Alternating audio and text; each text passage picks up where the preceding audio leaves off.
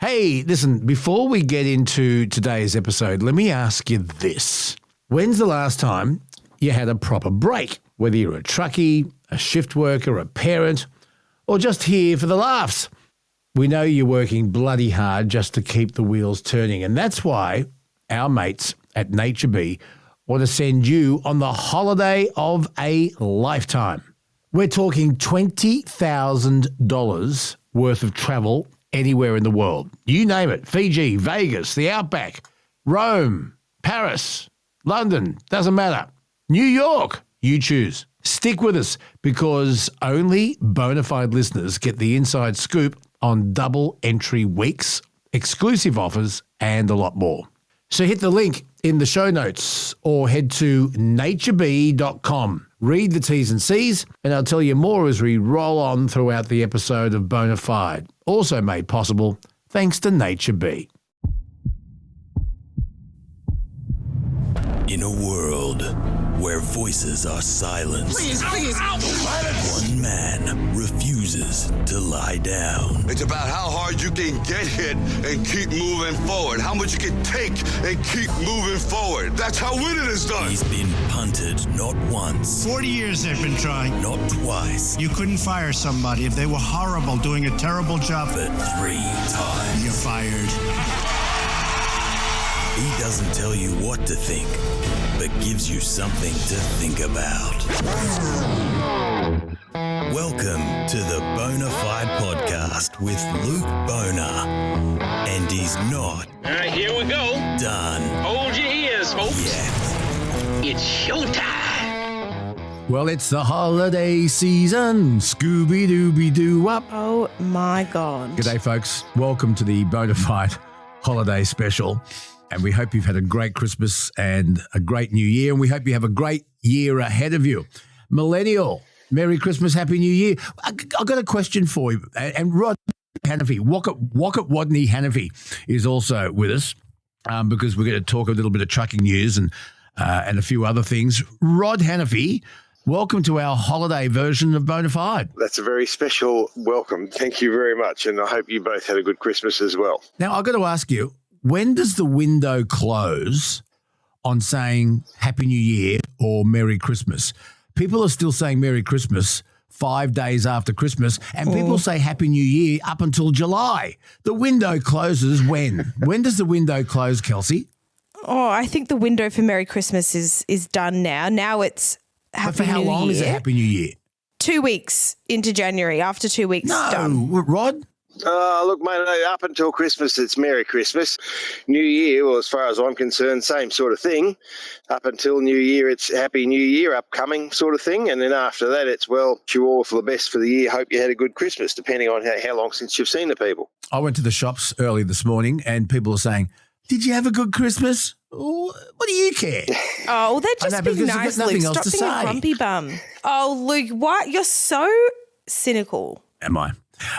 Anyway, a special episode of Bonafide. We promised everyone we'd keep you updated and informed, so here we are. I'm on 2GB afternoon program from 12 to 3, and I'm loving it. You came in and sat in for a little while the other day, Kels. Yes, and I accidentally made a post saying that you had wrapped up without realising that you're actually doing another When I week. read the post, I thought maybe you'd got an email from 2GB management that I didn't get. No, I don't know why I thought you were only on for a week. But anyway, I mean, good news for everyone else. Yeah. So, look, let's have a look at some of the news making news over the break. The fourth test at the MCG, to me, it was great that England won after, God, about 15 years of drought. But how $10 million is what they estimate the cost of the test ending early. And, of course, we saw an early end to the first, Really? and the Perth test was ridiculous. And they're blaming the state of the pitch. Now, I'm not an expert on cricket pitches, but it was very uneven, and both sides batted atrociously. What do you make of this? Why would you do that to a pitch? And have Cricket Australia lose about $10 million worth of ticket sales and food and beverage and Channel 7 coverage and sponsorship? Really? What do you make of that, Rod? Well, mate, I would like to think that it certainly wasn't done deliberately. As you say, the first one was cut short and everybody thought, well, let's hope it gets better from there. I must admit I haven't followed it a great deal, heard a little bit while I was on the radio, and of course aware that we won 3-0 to start with. But pretty disappointing all around, and I wouldn't like to be the bloke that was responsible for it unless he's got a damn good excuse. Well, we'll find out in the goodness of time. I saw on Channel 7 Sunrise this morning, they did an interview with a backpacker from England, a cricket tragic, and he had spent 176 days getting from England to Australia because he didn't want to catch a plane. So he hitchhiked, caught trains, got on boats, and finally made his way to Melbourne for day 3. Jeez, Only to find. Only to find the place was shut. That would have been disheartening. No, but the good news is he was concerned about having to queue to get inside. Do you think, Luke, because England is clearly losing and they've lost the series, do you think they're just throwing in the towel? They just can't be bothered now. They're saving their energy because they know that they've lost. I think the hundreds of people from England who came out to watch England and watch England perform. You're a professional sports person and you have an obligation to fulfill your obligation, and that is play to the best of your ability. And it's a 5-test series, Kelsey. So because there were reports that after the second test, no, it wasn't the third test, they went to Noosa for a bit of a holiday and all got on the drink. In fact, there was one batsman, because everyone's got their phones out, you can't get away with anything. He was so blind he didn't know where he was staying, and someone says, get an Uber, mate. And they'd faced a lot of criticism for relaxing too much and not taking it seriously. Yeah. Well, I don't know. I've only recently learnt how to read the cricket scoreboard, so I don't know what's going on. I don't understand why you need that many numbers up on the screen. What do you mean? There's so many numbers on the screen. It's so hard to because you don't understand cricket. know what's going on. They're all very important. You need to know who's bowling, how many wickets he's taken, how many balls the batsman's faced. You need to know all that. But I tell you, Rod, I feel very sorry for the England captain, Ben Stokes. That guy is a warrior. And whether he be English or whatever country he's from, you'd want him in the trenches with you. He has toiled with the bat and the ball. He's taken wickets. He's scored runs. And he's had so many catches dropped off his bowling, and yet he keeps pounding in and pounding in. I feel sorry for Ben Stokes. What about you? Well, mate, that's why he's the captain. You want somebody there that tries to keep the team motivated and going. Certainly they would have been a bit disheartened. But as you say, these aren't people that sort of go out for a weekend game. They're professional sportsmen. And if they don't give their best, well, then they shouldn't be in the Australian to start with. It's easy for us to say, I know. It's the same with all sport. To have them there and supposedly give out their best. And, of course, if they don't get the chance to because of other reasons, well, you can't blame them for that. But, yeah, if they're going to take it lightheartedly, are they really the people who should be representing Australia? Is that too harsh, do you think, or not? Well, I think the Australians have tried hard. I think there are some people in the Australian side that probably have reached their peak. And sadly, I think one of them is Usman Khawaja, who I like very, very much, but I think he's at the end of his career, and I'd be surprised if he makes the Sydney Test. The thing about the Sydney Test, if it only goes for 2 days, it's McGrath Day on day 3, the pink test for breast cancer. And if it doesn't get to day 3, they don't get those takings. No. And of course, it's not just about that. It's supposed to be about sport, about elite sports people. And it's not meant to be just about money. But if you've got to be realistic, that's a part of it. Whether it's motor racing or football, it's all become about money, which is a bit sad in a way. But then, you've got to have something to strive for, haven't you? Whatever it might be. How do we get people that want to play those games when they're kids if they don't see somebody see the test or see Bathurst, whatever it is?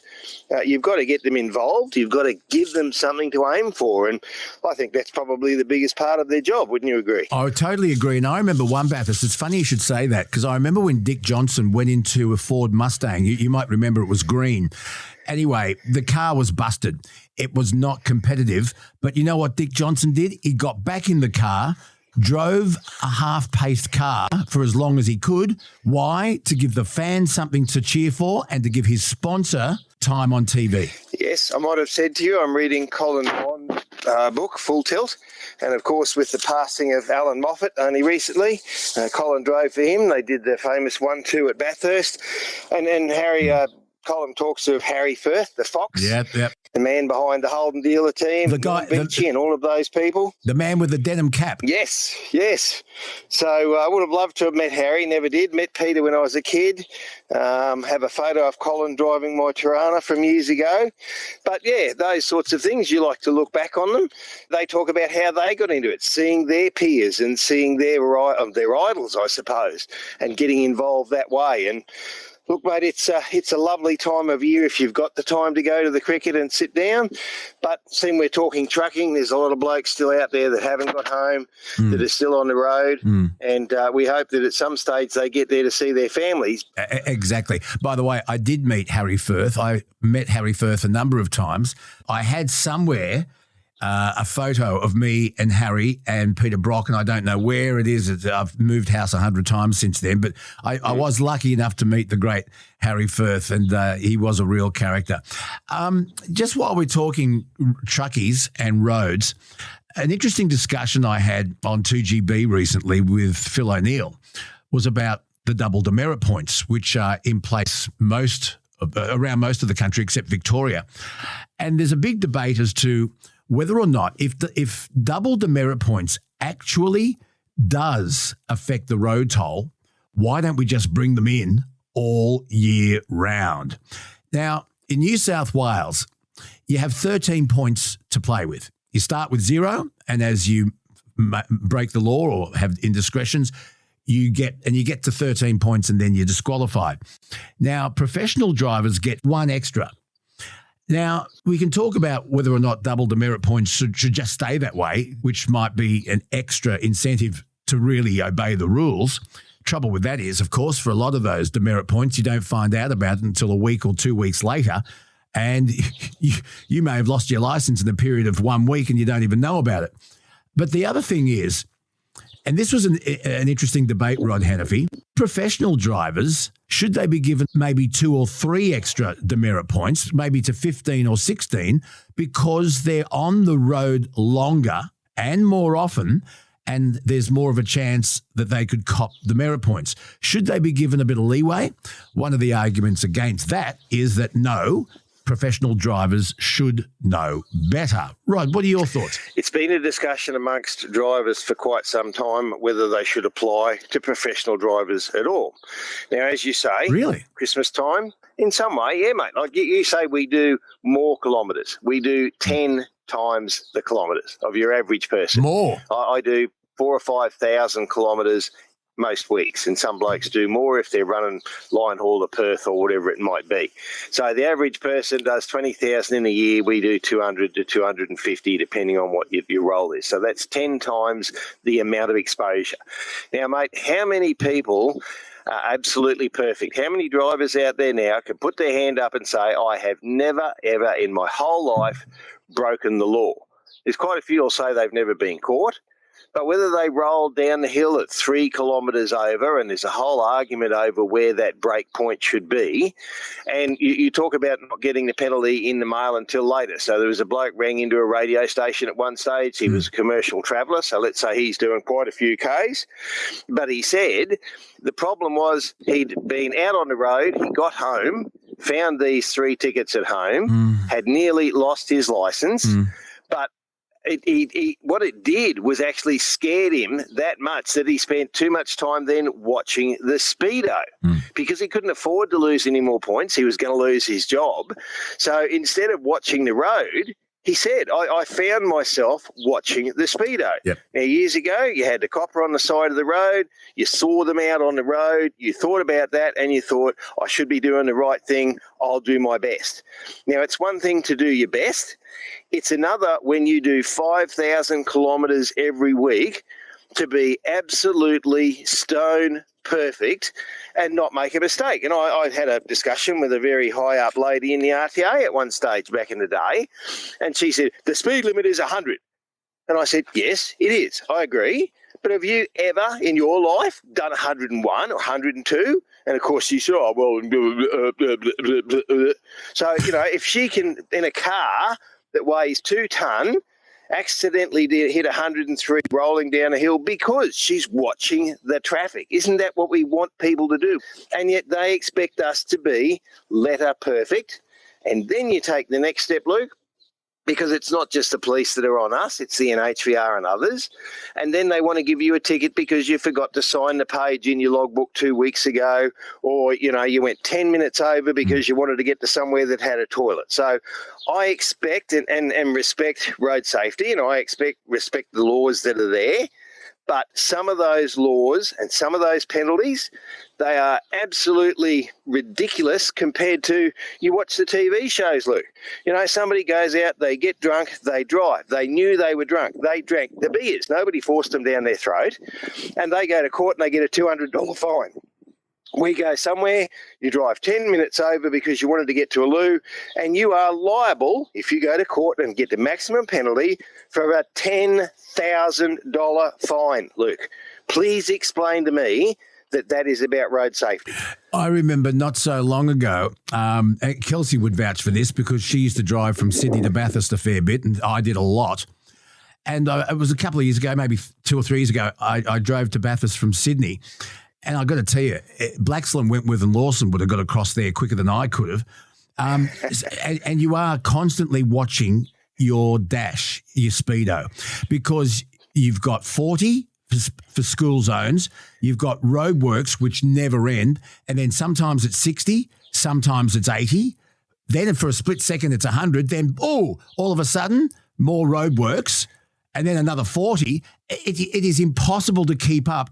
And you're constantly not looking at the road, you're watching your speedo.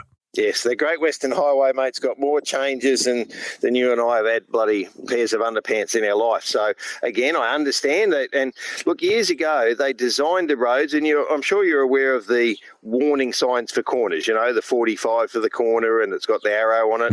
Now, they were done in the 1963 Holden with a little ball device that they still use, is my understanding.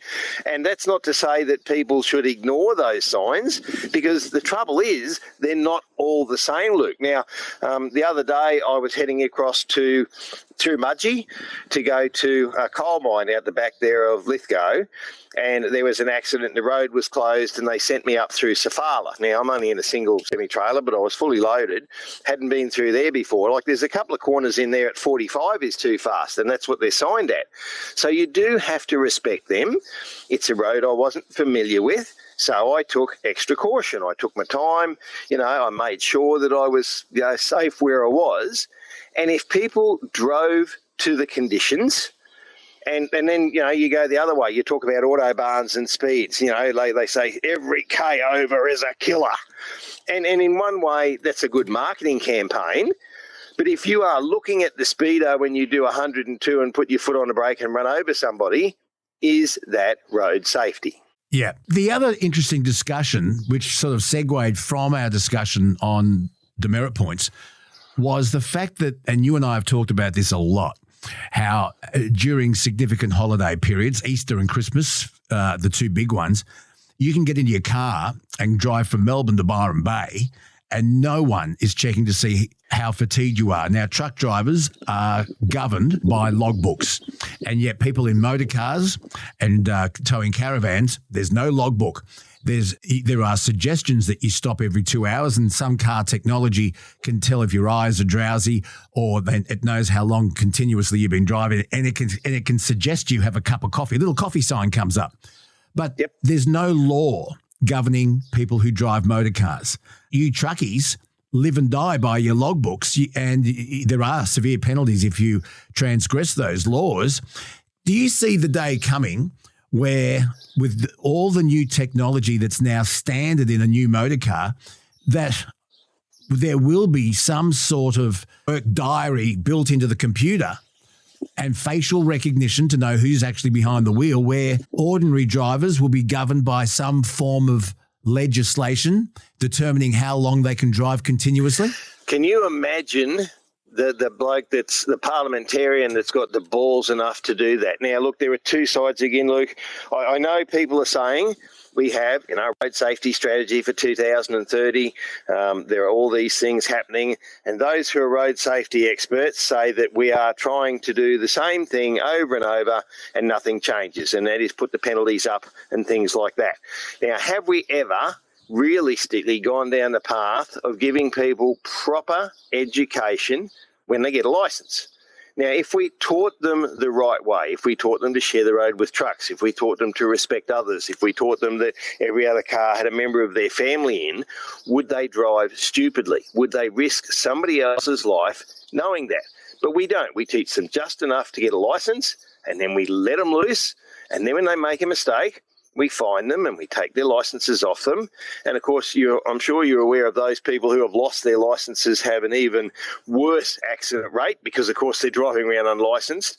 Again, on the TV the other day, one of those TV shows, I saw 5 minutes of it somewhere where I was sitting in a roadhouse and there was a young lady. She avoided an RBT, kids in the car. Mate, again, are we not learning from the fact that what we have done by penalising people afterwards is too late? Why don't we teach them properly in the first place? Why don't we try and give them the right skills, not advanced, but defensive driving to look ahead? Because, look, how many people, one of the biggest accidents sort of types we have is people running into the back of another car. Yeah. Now, why do they do that? There's two reasons. One, they're too close in the first place. They haven't left enough room to allow for something to happen 4 cars up. And two, they're not looking where they're bloody going. Yeah. No, they don't see the brake lights on the 15 cars in front of them and they plough into the back. And look, some truck drivers, there was a bad accident the other day where one's run into the back of one of the bump trucks. That's why they have the bump trucks at the roadworks. But we're not succeeding in bringing the road toll down. The silver bullets of RBT and seat belts and those things have gone. Will technology replace it? Will they bring it in? Mate, in our industry, as you say, there are some things that you can get that monitor you. But even then, some truck drivers say, mate, if I've survived out here for 5 years, and in that time, let's say most of them have done nearly 1 million K, they've dealt with every single thing thrown at them. They've had people risk their lives, and they've probably saved half a dozen lives themselves, for which they will never, ever be recognised. Should that technology be the only thing, or should we recognise people who have done a good job? Couple of things for thought. Well, one more, just to add to that, is I think I don't know if it's prolific, but it has happened to me, and I'm sure it's happened to other people. And that is, I got hit from behind by a driver, and he said to me, "This car's supposed to have automatic braking." So people relying on their car's technology, cars that will reverse parallel park for you. I mean, you hit a car while your car's being run by a computer, you're still liable. And anyway, this guy bumped into the back of me and he was trusting his car's computer. That still tells me that he wasn't watching. Yes, wasn't watching, wasn't concentrating, thought the car would do it for them. And that's one of the arguments I've had, mate. The technology that we have, whether it's anti-lock, whether it's lane avoidance, will always be seen as an adjunct to the driver, not to replace his abilities or skills. But if you don't give them those skills, if you simply let them get a license and get out on the road and learn by mistake, and some people will learn with a bump. They will learn, I should have been further back, I should have been watching, I should have done something else, I shouldn't have pulled out in front of that truck. Some people learn by losing their life, Luke, and that's no good. Yeah, but trusting a car's technology, we're going down a very dangerous path here. It's clever, but, things go wrong. It's not perfect. It's not perfect. I'd love to know what you think, listeners. Please contact us, lukebonaradioguy at gmail.com, or call us up. And the number is 0291289311 and leave a message because we'll play it because it's a really important discussion. Should professional drivers be subject to double demerit points at all? I didn't think you were going to go that far, Rod, but we'll throw that in. Well, again, we're not out there visiting Grandma or just going for a drive because we've got nothing better to do. And yes, there is that thing. We're professional and we should know better. But we are out there working and we're aware of the penalties. And again, look, if you get those points up, I don't have a job. I don't have anything to feed my family. So I am very, very aware of my responsibility to do the right thing. I suppose if you really want to stir the pot, mate, let's ask about people who come from overseas and get all their points up and fly home, and that's something that's got to be stopped too, and that's a whole other ball game, isn't it? Wow. All righty. Lots to talk about, lots to think about here on Bonafide in our special holiday edition. Yeah, so Kay sent us in a story, and this is about a Wagga trucking business that has gone into voluntary administration. And what I can glean from Kay's message is that this is really devastating for the Wagga community, because it's a small community and lots of people rely on these jobs, and it's really devastating. So let me just play this clip for you, Rod. It's a Wagga business which has been servicing the country for 47 years. But this could be the end of the road for Ron Crouch Transport, which has gone into voluntary administration. It will put 120 jobs on the line if the administrator can't find a new owner. And it's already having ripples across the industry. Like, at the end of the day, Australia stops without trucks, and people don't realise how many family companies are in the trucking industry. Ron Crouch Transport is just another company which has fallen to government pressures, economic conditions and driver shortages. According to a credit agency, 1 in 12 Australian operators have closed their doors in the past year alone. Earlier this year, 300 employees were impacted when Don Watson, a company which operated for 8 decades, closed down. For me, being in a family company, it's just really sad to see all of these businesses feeling like they've got no other option but to close the doors. The managing director, Jeff Crouch, broke the news on social media. He said in a phone call to 7 News, the Australian government needs to do something to support the industry, and they need to do something about the scourge that is sham contracting, which is destroying this essential industry that keeps the economy moving. It's just sad. Like I said, it's the knowledge that we're losing. It's the history of Australian transport that we're losing. And you just can't replace that. The Department for Transport was contacted for comment. Amy O'Halloran, 7 News. Ron Crouch and the way it's affecting Wagga. There were some really interesting points there, and I'll get you to take us through it, Rod Hannifey. One, they said that it's government charges, government bureaucracy, driver shortages. And then later in the report, they talked about sham contracting. Rod, your thoughts? What it is, Luke, you turn up to a company, they say, have you got an ABN? Oh, no boy. Oh, well, you get an ABN and you can come and work for me, and then they pay you as a contractor. That's why it's called sham contracting. So you don't get all your entitlements. They pay you half what you should get. Therefore, they go and take somebody else's work. They undercut them, and then generally they go broke anyway because they don't know what they're doing, and that's why they're employing people on ABN. So it's not just one driver, Luke. Some of them are either advertising, if you have an ABN, come and work for us. Now, mate, if they're advertising for it, then people know who they are. Why aren't they doing something about it? Government charges, yes, mate, we've got the HVNL review coming in next year, and every time I talk to somebody, I find something new in that we didn't know about. That's going to be another one of those things on top. Drivers, we can't get them. And the other thing is, Luke, we have overseas drivers who have come in. Now, we need them because we don't have a shortage of truck drivers. We have a shortage of people who want to be truck drivers because they won't live in a truck 6 days a week. It's very hard on family. And you go back to those families that have started those transport companies and been going for 20 and 30 and 40 years. They've put their life, and I don't just mean they've spent the time. I mean, a lot of the time it's been, I can't be home for Christmas. I've got to do another load. I can't be at, so-and-so's birthday. I can't be home next week because they've carried on and they've delivered everything to every Australian. Now, that's never recognised. Those family companies that are the backbone. And look, there are some big companies out there, Luke. We don't want them to completely run the industry because that's not going to be the best for everybody either. But it's all those little ones. Now, if Ron Crouch of his size, and he has been there, and I know Jeff Crouch, I've spoken to Jeff, he's been involved with our industry associations over many years. So again, he's gone and put his own personal time into industry associations to try and improve them. Whether that time's affected his business, we'll never know. But he's come out, he's named the things he believes are responsible. But if you can't put drivers in trucks, because there are all those issues we've discussed ad nauseum for the last 5 years, then how do the trucks earn money? If you can't earn money with the trucks, then the business falls apart.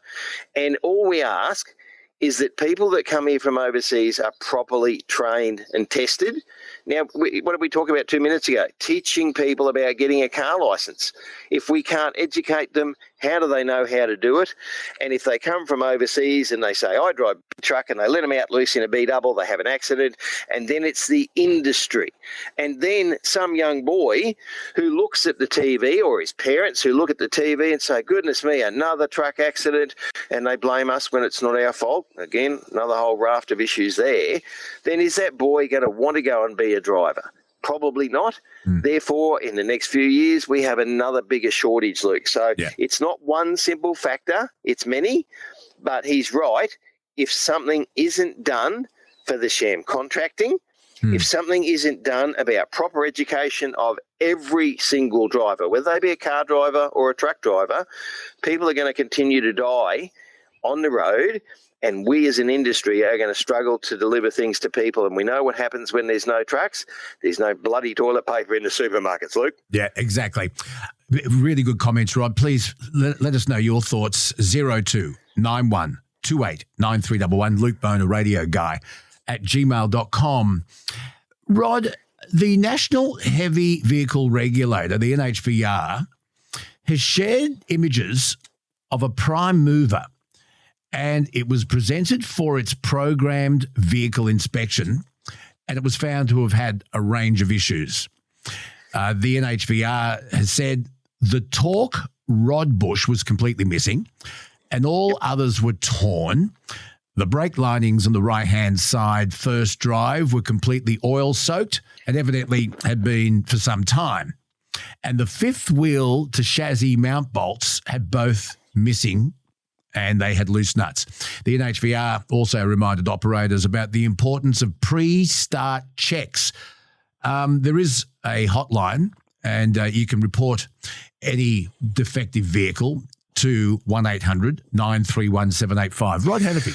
Speaking of the hotline, mate, we had a caller, a couple of shows ago that said that they had rang in, they had presented, they'd even pulled up on the side of the road and given information to the NHVR to follow up on. I explained that they have to do due diligence and check that. You don't want the risk to go off half-cocked sort of thing. But, maybe they're going to have to do something more there. Maybe they need some more people to look into that. The fact that the bloke turned up for his machinery, one, how could you do that, Luke? Would you turn up with the wheels about to fall off your car? And look, there's a whole other thing. We don't take cars for machinery in some states in Australia, South Australia particularly. You can go in there with the floor hanging out of it, and they don't even look at it. So, mate, that's got to be sorted out. And of course, they do occasionally put up videos of vehicles they found on the side of the road. We know we're not perfect. We know that there are things to improve. We're not saying we don't want to improve, but, when they find something like that, then do they do an investigation, not into the poor driver who's been told, take the truck down and get it done and get back on the road? Do they go to the owner and say, how can you operate this vehicle on the road? How can you, go about it that way? And we go back to sham contracting, undercutting people, and then they don't have the money for the maintenance or the tyres. And look, I'm going to stick my neck out here, and it's going out a long, long way, Luke. Go.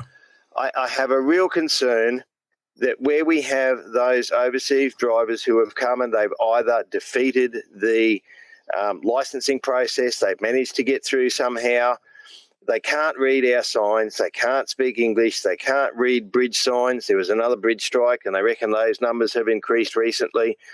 I know why people come here. It's a bloody terrific place to live. We want them to come here. We need them to come and drive trucks.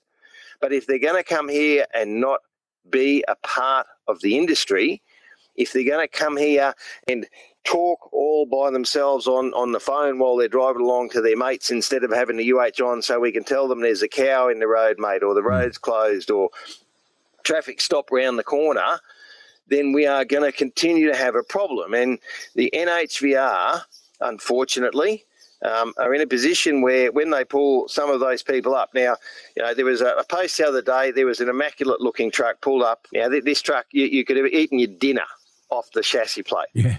Yet I see a truck go past me on the road and it's got the mud guards hanging off and the mud flaps are missing and it looks like it hasn't been washed for 2 years.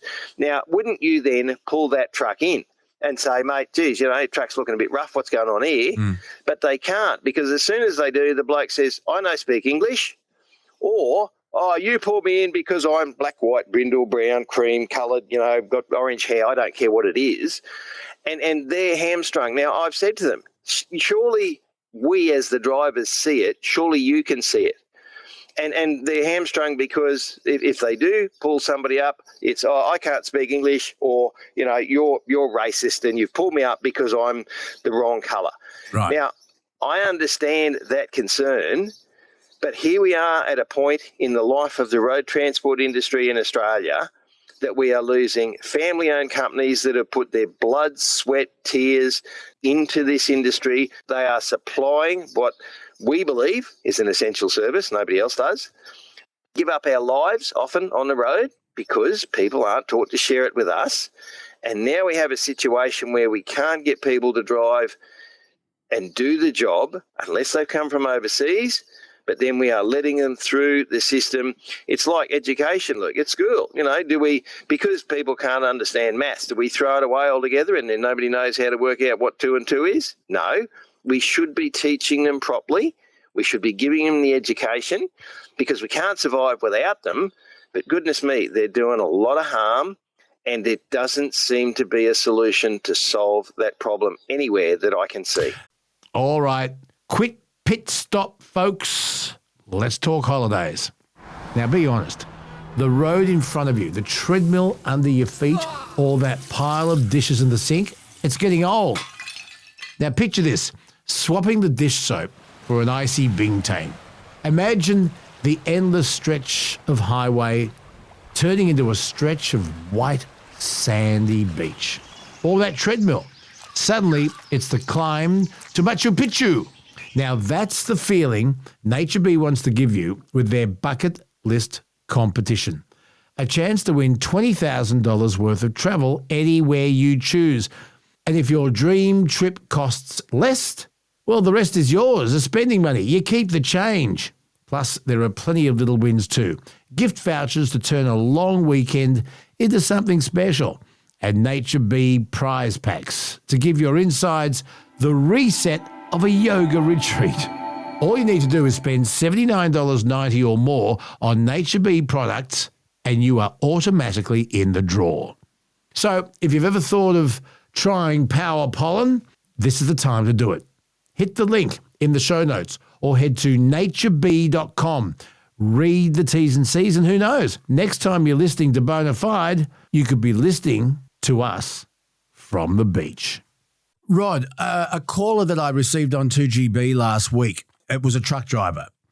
Now, tell me if this is true or false. He said that it's always the driver that is responsible for the mechanical state of the truck he's driving. Now, what if you are driving for a large company and you're a driver and you're provided with that truck? Here you go. Here are your tools. Off you go up the highway. Owner drivers may be obviously completely different. An owner driver is responsible for the condition of his truck. But what about drivers who work for large companies? If they're handed a faulty truck, it's not their fault. Is it true that it's the driver that ultimately carries the responsibility of the roadworthiness of his vehicle? The first thing, and you said it before, Luke, pre-trip inspection. Now, I'm not a qualified mechanic. When I get in the truck, I walk around the truck, I check the tyres to make sure they're pumped up, that they have tread. I check all my lights, I turn them all on, make sure they're working before I leave. I have a general look over the vehicle. I don't put it over a pit and climb underneath because I'm a driver. I'm not a mechanic. I can't do those jobs without being qualified. So if you do your pre-trip inspection to the best of your ability, but you don't notice that 2 of the wheels are missing, drive off down the road and something's wrong, you're responsible. If the tyres are bald, then the driver should have seen that. But he can't see that the brake linings are worn because they're inside underneath. Yeah. That's where you have maintenance and you have program maintenance. Like we have 10,000 kilometres is an A service, and that's over the pit and over the shaker. So the shaker is a mechanical device. You put each axle on, it checks the brake pressure. So it actually tells you whether those brakes are working, not just that they might slow you down if you run over a stone, but it actually tells you how they're working. And you see movement in, for example, those torque rods that old mate didn't have there at all. That axle would have moved 4 inches. And yes, you get the ticket first. Same thing again, mate. It's chain of responsibility is a marvellous concept. The driver himself, an owner driver is in the chain of responsibility, but a normal company driver is not in the COR, but we're the ones swinging at the end of the chain. We cop it in the neck first. Yeah. And then, of course, you would have to go back and say to the company, well, mate, I did my pre-trip. I couldn't see that nut was loose on that one thing underneath. And I've got to say, Luke, those that are in the auditing process of the industry, now that's all about to change with this HVNL2. Audits are done on companies. And they have to prove that they have the records. Now, God forbid, there is another podcast called Copy Southbound. They did one about, your compliance levels and the like. And honestly, they scared a lot of people because they said, if you do not have a paper trail. So, Luke, when we do a service, there's a record done, who did it, what they found, what they adjusted, what needs to be done next week. Look, Rod, that right-hand tyre's getting down a bit, but it's okay now, but you'll need a new tyre in a week. Whatever that might be, that's recorded. Now, if I go down the road and I haven't got any of those records and somebody runs into me, Luke, and we know, again, 70% of fatal crashes between cars and trucks, the fault of the car because we don't teach them how to share the road with trucks. You'll get sick of that one. But if somebody runs into me and they die, there will be an inquiry. They will go back through every single record. They will go back through my phone records. They will go back through my pay records. They will go back through the company's records. And if they find something wrong, then they're going to say, well, if you had fixed that, maybe that accident would not have occurred. And, some of the time that's true, some of the time it's not. But honestly, Luke, if you're out there running one of these companies that just sends the truck every time, and one, the driver should be arguing. He's got to feed his family, he's going to say, and that's why I say keep a diary. I told the boss this needed fixing, and the boss said no. And when the accident happens, you show that diary. Mate, what do you want me to do? That was my next question. For an owner-driver, full responsibility. But if you're a driver that has had to bend to sham contracting, either way, you're driving someone else's truck and someone else's load. If you see your pre-trip inspection, if you see a problem and you say to the boss, I'm not driving that truck, look at this tyre or look at this, the boss says, you want to get paid? You drive the bloody thing. We would like to think that doesn't happen. We would be completely unrealistic, but most blokes do the right thing. Most blokes have that maintenance trail because they know that they will be held accountable when it fails. Yes. But if you don't have that trail, you are open to a world of hurt. It's not going to solve every problem. It's not going to stop every accident tomorrow, mate, because, the problem is the nut behind the wheel, not the nut coming off underneath. But we need to do better, and we need to find a solution to stop people dying on the roads. And if we keep doing the same thing as we've done, will that happen? I fear not enough. Rod, remember that catastrophic truck accident on Mona Vale Road back in 2013? Mm-hmm. The driver was found to have been not guilty. He was facing 3 charges against him over, it was a fuel tank, remember this? And it crashed. Yes, I do. I certainly do. It killed 2 people in Mona Vale. And it was a tanker carrying, I think, was 34,000 litres of fuel, and it was driven by a Coots Transport employee. And he careered into cars and it burst into planes. There were 5 other people injured. The defence argued that the truck driver's truck was faulty, and this is what was said in court. It was an accident waiting to happen, and the jury agreed. It took just 90 minutes to reach its verdict. I mean, that was unbelievable, and the flames, they went so far up into the sky, you could see them from for miles. And the truck driver knew that he was in trouble.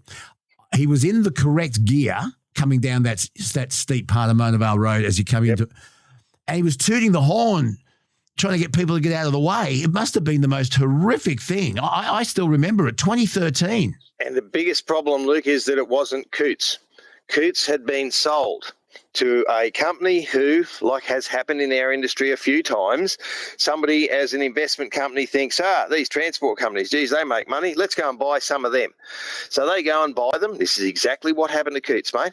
The ownership, Coots in its day, were a very good company, and they were decimated by what happened because they got the blame because their name was still on the door. Yes. But Coots in the day were a very good company. They carted fuel. They did the right thing. None of us are perfect. But that company went in and they bought them.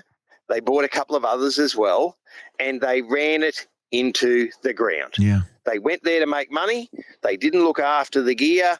And look, again, I've heard so many stories. I've heard that truck was parked up the back and his broke down and they sent him up and it, shouldn't have been on the road as that was said, but he was sent out to do it. Now, again, he's carting fuel. In that instance, you and I would like to think that driver, now, so you hook up under the trailer and you do what's called a tug test. Now, that's done for two reasons. One is to make sure the turntable is properly locked. Some companies even make you get out and check that it's locked so that the trailer doesn't come off. That happens occasionally. The other thing is that when you pull forward and you do a tug test, you pull the trailer brakes on, not the truck brake. You pull the trailer brakes on, and that shows you whether the brakes work on the trailer. Now, if he'd have done a tug test, and again, my understanding is he had the shits because they didn't, give him another truck and he wasn't supposed to be there. All these things that we'll never know about that sort of went behind the scenes that we hear as rumour. And I'd love to see proper investigations. Not that we want to know that Fred did the wrong thing, but how this happened so we stop it happening again. But when he did that tug test, if it just kept rolling, when he pulled forward and pulled the trailer brakes on and didn't stop, then he should have gone straight to the workshop and said, there is a problem with these trailers. I am not going to go and load fuel. Now, again, they may turn around and said, mate, you're sacked, or and they can't sack you. It's like the whistleblower thing. If you in theory, the NHVR will say to you, you cannot be sacked or punished for reporting a safety problem. Okay, but in the aftermath of this terrible accident, weren't there 12 of those Coots trucks taken off the road? Again, not Coots, the company that bought. Okay, but in court it was called. It had Coots. It was called. I understand on the door. They were Coots trucks. Yes, they were signed that. Yes, they were signed that. That's what I'm saying. 12 trucks. 12 of them, yes, they went and inspected them because they'd been putting them down the back without repairing them. Now, the company that bought that and did that, they deserve everything they got. The driver should not have taken it out because he knew it had no brakes, but we weren't there and they might have threatened him with a sack and maybe he was about to lose his house. I don't know, Luke. But those things there should be picked up in a pre-trip. If 10 of 12 wheels weren't working, he would have pulled forward, pulled the trailer brake on, it would have kept going. He should have driven straight to the workshop before he loaded the vehicle, or he shouldn't have loaded it at all. And, mate, hindsight is marvellous, isn't it? You and I can tell him what he should have done. We weren't there. It was a terrible tragedy. And I wish we never had another fatality on the road. But, geez, you and I can't fix it, and we can't fix it the way we're going about it now. So, Rod, let's just move on to something a little more festive, can we? Mm-hmm. Because this is absolutely because this is the holiday version of the Bonafide podcast. Kelsey, we've got some messages, and the inbox, our Christmas present inbox, literally doesn't have room for a ribbon around it, Rod. It's that overflowing. Yes, that's good. Yeah. So we got a message from Daniel, and this is in response to Luke's conversation with Shane Adam Bassett, our entertainment reporter, about the best Christmas films, right? Yeah. And we all know that Die Hard was not meant to be a Christmas film. However, there has been a vote. And Die Hard received the #1 best Christmas movie with over 30,000 votes. So I think that definitely proves that Die Hard is a Christmas movie, Luke. No, really? Okay. Yep. What are the other ones? Polar Express. Love watching the Polar Express with the kids, with the grandkids. Yeah, all the That's a good movie. classics. Yes. All the classics. What is it? Christmas on 34th Street. Haven't watched that for a little while. You reckon it's a Christmas movie? I'm sticking with Luke on that one. Look, it's not exactly the sort of thing. Well, it's that time, and it has some things in it, but really what you want to be watching at Christmas. No. I can think of a lot of better things. Here is my definition. Just because a movie happens at Christmas doesn't necessarily make it a Christmas movie. To me, it's got to be about Christmas. Yes, the intent, not just that it happened on that day. Yeah, so I must admit, mate, I haven't watched any Christmas movies, but I did watch Formula One. And I watched a movie last night called The Accountant, which was one of those sort of really offbeat movies. I quite enjoyed that with Ben Affleck. And that's probably the only two movies I've watched over the whole time, mate. I've done a bit of gardening and a bit of this and a bit of that and sleeping in. So it's something where we don't get a break. So I haven't had the big film festival. Yeah, it's had a pretty reasonable family day on Christmas Day and taking it easy, and I've got a couple of little jobs to do on the truck before I go back to work. Well, there's only one movie I wanted to see this holiday period. It was a movie called The Housemaid, and Shane Adam Bassett gave it 4.5 stars. It is on at our local cinema, but by the time I finish my Christmas stint at 2GB, I bet your bottom dollar it won't be there. I'll just wait for it to come on a streaming service. It stars Sydney Sweeney, Brandon Skellner, and Amanda Seyfried. And it's a psychological thriller. And I'm going to be honest, it's the only movie that I'm kind of interested in seeing, but I don't think I'll be able to see it in time. Did you know Shane Adam Bassett told me something I didn't know? And for those who missed it, please go back and listen to our previous podcast with Shane Adam Bassett. In order for a movie to be nominated for any category at the Academy Awards, Rod, it has to have been released in cinemas and not just your backyard dendy something or other. It has to be a broad release. I think he said it had to be in London, Paris, New York, and I think it has to be a major city, a major cinema, and it cannot be nominated for any category of the Academy Awards unless it's actually in a cinema. So they go there, they last a week. Next thing you know, they're streaming, but they're still eligible to go to the Oscars. Yes. No, well, I suppose those things, mate, it's a bit like TV awards, and things have certainly changed with TV, haven't they? Millennial, we've got some voice messages. Shall we start with Craig? Yes, let's listen to Craig. Yeah, Luke, it's Craig Morrissey here. I used to work with Rod Hannifey at Fenimores. I listened to the show about the Indian drivers. I run to Perth for Shaw's Darwin Transport, and I had an incident the other day that you might want to hear about. You called you Hannifey. I called the famous cardiologist, Dr. Ross Walker, Ross Wilson, the other day, and Ross said to me, no, I didn't play in Mondo Rock or Daddy Cool. But anyway, getting back to his message. We'll get Craig on so he can actually share us his story. But do you remember Craig? Oh, no, my blokes in tankers, and we were based in Dubbo. They had them in Wagga and Inglewood and Brisbane and Sydney and Melbourne. It was a very big concern in those days, and I did actually ring Ron Finnemore the other day and wish him Merry Christmas.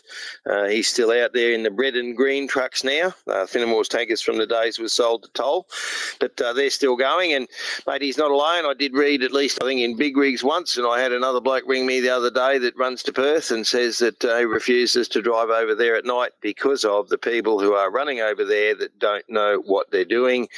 And I said to you, Luke, a little while ago, it's the problem of I come round. It's someone sitting on your tail and they just pull out no matter who's coming, where you are, what the road's like, and they expect you to back off and let them go. And I have a really strange question, Luke. I want to know how so many of these overseas drivers have trucks that go quicker than everybody else. It seems it's quite perplexing to me at the moment. Wow. Okay. Remember I said that a while ago? I said, I swear trucks go faster than 100 Ks because, when I'm on the highway and a truck overtakes me, I'm going up 110 and I never knew that trucks are speed limited because my experience has always been, most of the time trucks overtaking me. Yes, and we're not talking about 10K difference, we're only talking about 5, but it just seems funny that, my truck is speed limited. It does 100 kilometres an hour. I have 5 separate systems in the truck, Luke, that tell me that I'm doing 100. Now, if Kelsey was doing 104, quite likely her car speedo's out, because at 104 she's probably only doing 100. They don't want you to get a ticket. If you're doing 110, something's wrong, unless she's going downhill.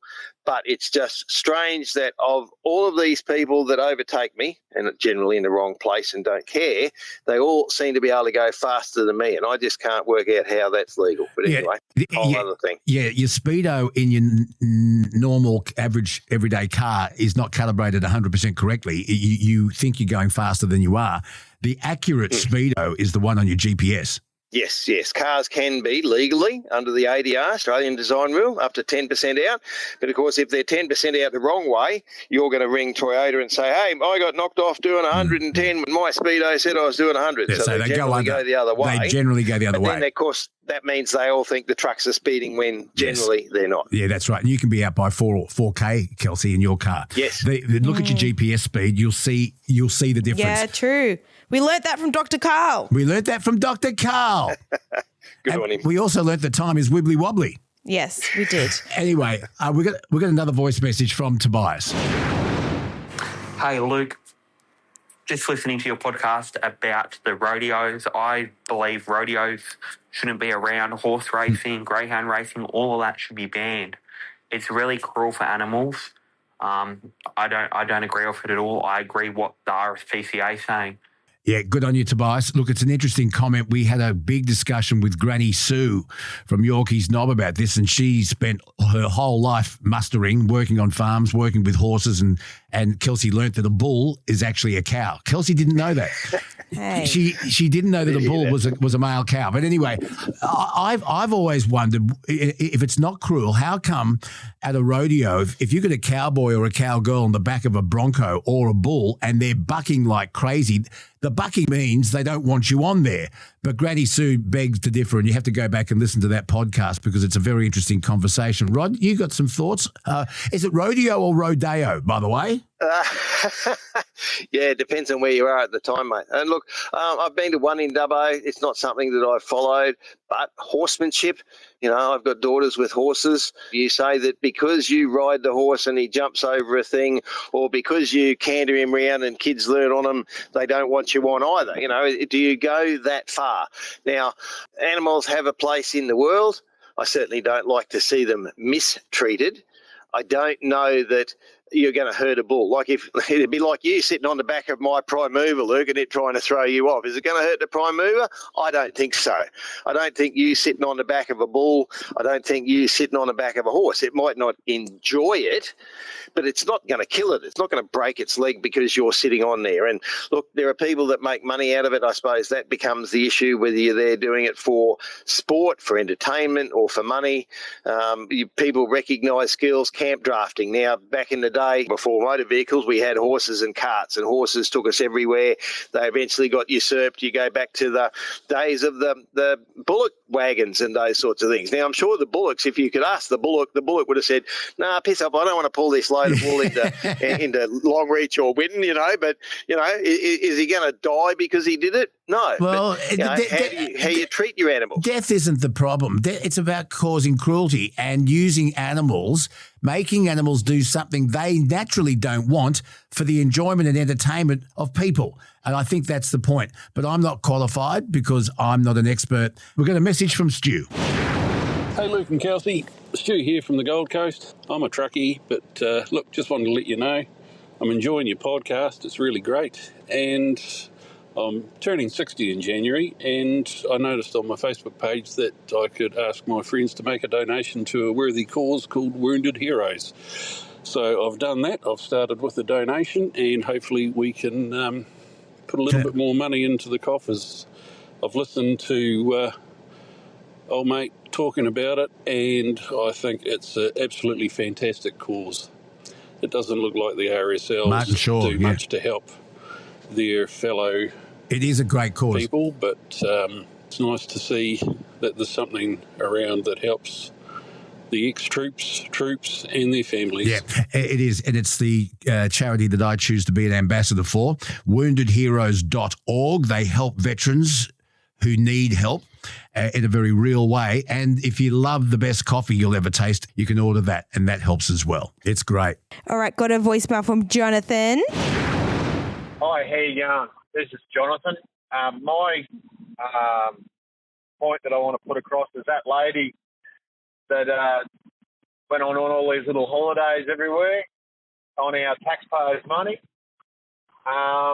She's done this, and only a little while ago they were trying to tax us on using the utes because we want to use them on the weekends on using utes, but the government wanted to get money out of that. They always want something, but never leave anything else alone. Thank you for letting me have my say. Yeah. Isn't it interesting that when first questioned about politicians' travel routes, the Prime Minister said, oh, no, there's an independent body that looks after that and sets the rules, nothing to do with me. And then just after the Bondi tragedy, oh, that's one thing he's going to fix. And he's got his new recommendations. Talk about more front than your Kenworth. But I reckon truckies should get a free business class holiday somewhere, you know, like the service workers, it's those people that should be getting, extra, subsidies, handouts from the government. To you guys are the ones that need to go home and rest and spend time with your family. To me, it's just crazy that like politicians are the ones that get that. I would much rather see my taxpayer dollars go into a family fund for service workers. So there were a couple of surveys that actually gave truckies a free meal at Christmas, and I believe I did see a Facebook page that had an adopt a truckie. If you were out somewhere and weren't going to get home for Christmas, they'd take you in for a dinner and that. So, it is a community in a way. We've spoken about the loss of mateship, and that's why we've started this Knights of the Road thing, Luke, which we're going to try and push in the new year to bring some of that back and some recognition. And as you say, there's a lot of stick, but there's very, very little carrot. Yeah. And it's not that you want to be told you're a good boy when you're not. Like, we don't all want a participation prize just because we're out on the road, but it'd be nice to be recognised occasionally when you've got a good record. And outside of the industry associations, you do New South Wales, if you don't have any points, they'll give you a half-price licence. I don't know about the other states, but that's about the only thing you get back for doing the right thing. And, of course, the other side is, mate, and here in Dubbo the other day, I've got to say, there is one hill in Dubbo, and that's where they park the radar car. Now, they even had it further up the hill the other day, and when they had that inquiry into New South Wales about the signage, I rang in and I said, I have no problem with you putting a radar car, where there has been a number of accidents or you believe there to be a road safety risk. But this place has a football field on one side. It has a service road, so the houses don't even enter onto the road. And it's the one hill, and he was there on Christmas Day, mate. So we were paying him, triple time to sit there on Christmas Day at the top of a hill that has a bit of a blind corner before it to knock someone off for doing 54 kilometres an hour. Again, please explain that that's road safety. Yeah, very good point. Incidentally, wasn't it nice to see Senator Annika Wells spending Christmas at home this year? She wasn't at the Boxing Day test. I couldn't believe it. Anyway, she's not the only one. There needs to be an inquiry into the Green Senator Sarah Hanson-Young and her husband, who was a lobbyist, and his travel. But read into Don Farrell, the Trade Minister. Unbelievable. There's plenty of them doing it, Kelsey and Rod. Plenty of them have been doing it, and it's about time it was reeled in. I think it is time to uncouple the gravy train. Yes. Now, Luke, we've still got lots in the inbox, but we're running out of time, so let's just do two more. Rod, the first one that I wanted to show you, a listener of the show, they sent us this on Instagram under @laylove555. It's a photo with the slogan, and I think you'll love this, Rod. It ain't easy, but it's FA-KENWORTH-IT. FA-KENWORTH-IT. That's great. That's like see you in the NT. Yes. That is How good is that? I've seen a sticker like that, yeah. That is, I like that. Can we get one of those stickers? Yeah.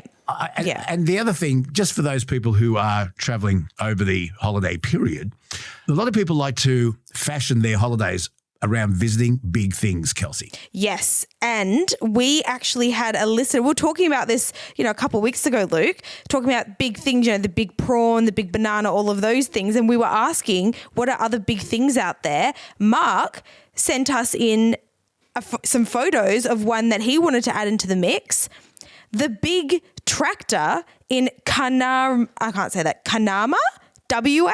And it is a big tractor. It's orange and it is a tractor. It looks very cool, but that's another one to add onto the list. Have you got... Well, I have another obscure one. Yeah. As you come into Gundawindi now, there's a big table and chairs. And I mean, the table is probably about 5 metres tall. So there's a table and chairs and there's quite a few other sculptures around it just on the left as you come in from Yalarbin towards Gundawindi. And quite often you see people pulled up there. So quite different. Yes, I love that. Isn't Gundawindi famous for the racehorse Gunsin? Gunsin, the home of the Gundy Grey. That's right. The home of the Gundy. There's a song about it. There is. Can I throw a few in? Can I throw a few suggestions in? Go for it. I think what we really do need is a big Ugg boot. Surely there's got to be a big Ugg boot somewhere.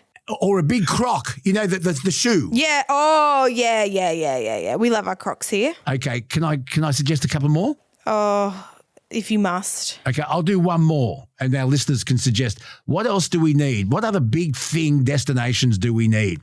I've suggested a big Ugg boot. I'll go one more, a big Vegemite jar. Oh, yeah.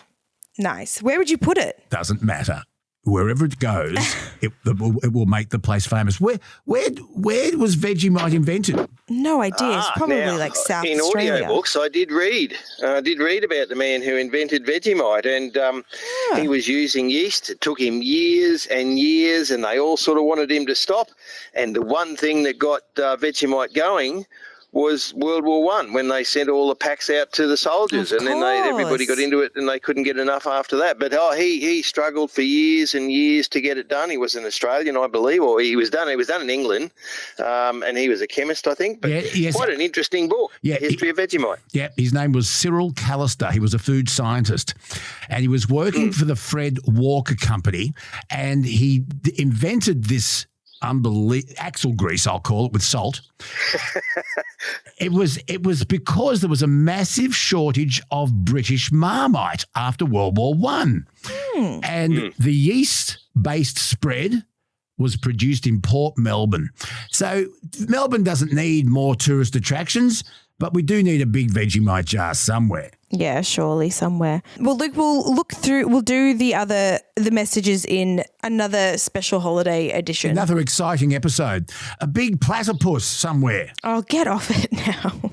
Hey? We could do a big truck, but I feel like trucks are already massive. It would have to be like, skyscraper high if you're going to do a big truck. Yes. Walk inside and see how it works. That would be interesting. I was thinking along that lines, but I don't know why that would be. What do you think, Kelsey? Yeah. A bit biased. Hey, listen, lovely to talk to you, Rod Hannifey. We will talk again very soon. Millennial, you and I, you'll have the unfortunate duty of staying in contact with me. I know. I do apologise. But Rod Hannifey, we'll talk soon. Your parting words of wisdom. It's coming up to the new year. What is your New Year's resolution? Is it to be safe and respect every other vehicle on the road and get them home safe as well? Good to talk to you, Rod. Millennial, we'll catch up. Listeners, please contact us, lukebonaradioguy@gmail.com. Leave us voice messages on 02 9128 9311, and please share and like and download. Yes, good job. Good job. My job is done for now. And I'll be on 2GB between midday and 3, Monday to Friday next week. Hope you can join me.